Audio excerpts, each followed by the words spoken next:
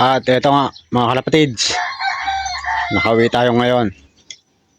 At ito yung ating mga pang norte at ilan sa ating pang stock at pang fundraise. Ay, paparondahin muna natin. Naka-ronda position na.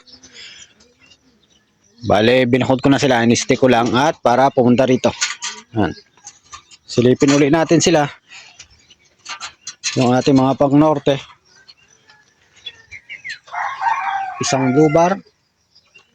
Dalawa. Blue bar pa rin. Isang gray cell. Isang blue check. At itong isang itim natin. Yan. Bale, meron tayong 6 na pang norte. Yung mga pulang singsing. Isang linggo bago uli pa makaronda. At itong isa natin. Yan. Ipang papanrace natin. At itong isa natin pang stock. Nandyan na rin. Yung grizzle. Nanay nung dalawa natin. Na pang norte. Ito yung anak niya, ang grizzle na yan.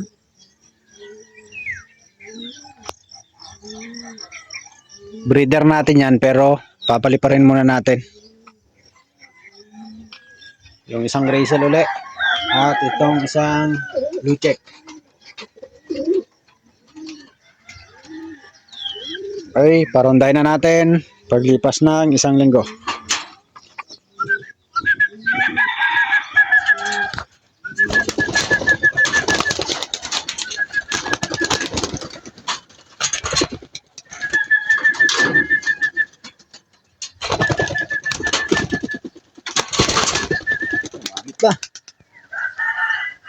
Okay.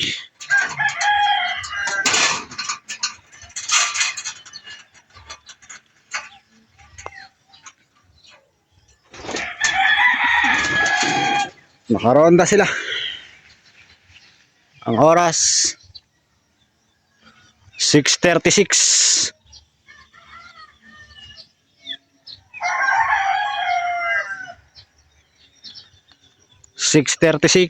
Mga 6:35 yon.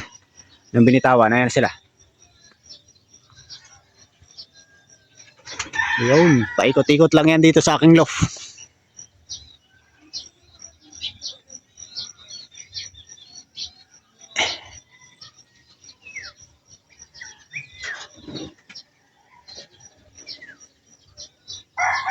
Nasabik sa lipad ang ating mga ibon.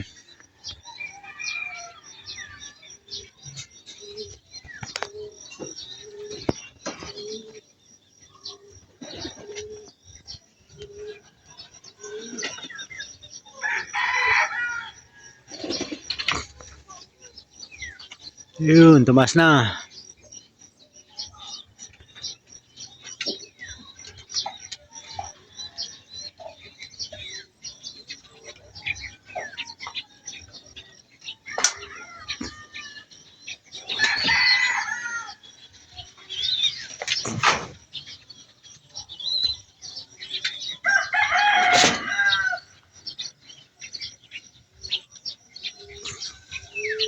Malayo-layo na.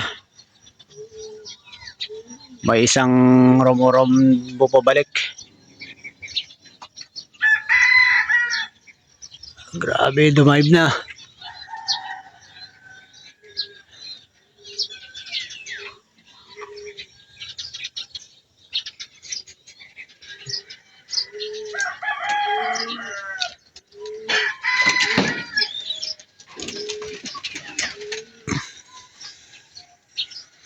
Hayaan na muna natin sila umikot-ikot at mamaya tingnan natin kung anong oras bababa. 6:42, may bumaba na, dalawa.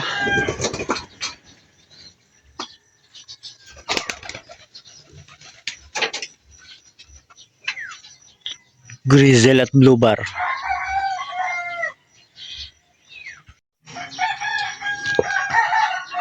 6:51. Nasa puno na yung ating mga ibon.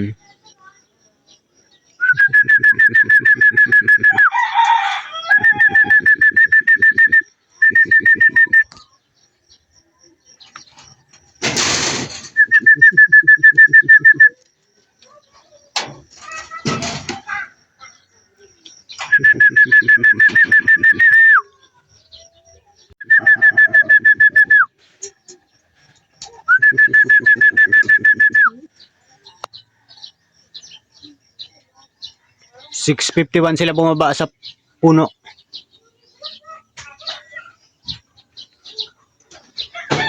Napagod din.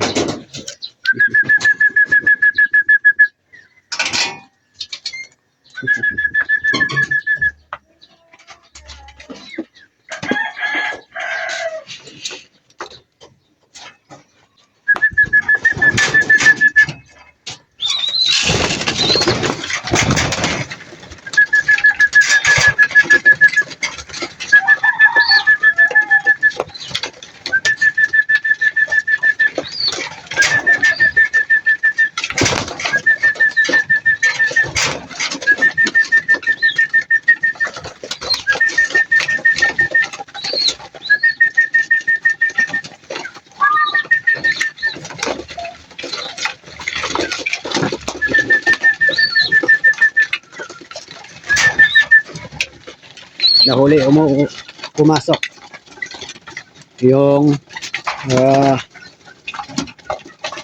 una nating na breed ng blue bar.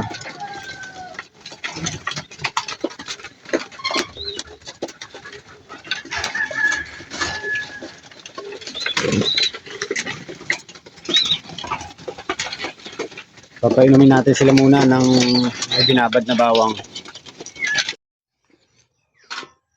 Silipin naman natin yung ating mga winalay nung nakaraan. Itong ating brown na pang norte. Andito pa siya sa loob, di ko pa siya pinapawalan.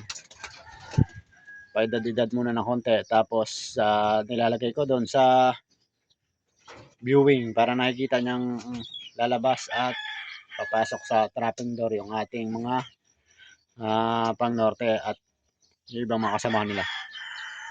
Ito na yung black tiger grizzle, oh. Kumukulay na. Yung anak ni Basag, ni Bulak. Yung blue bar na anak ni Bulak. At ito yung kapatid ng ating brown, anak ni Wasak. At yung galing kay Sir Ellison, ayun, oh.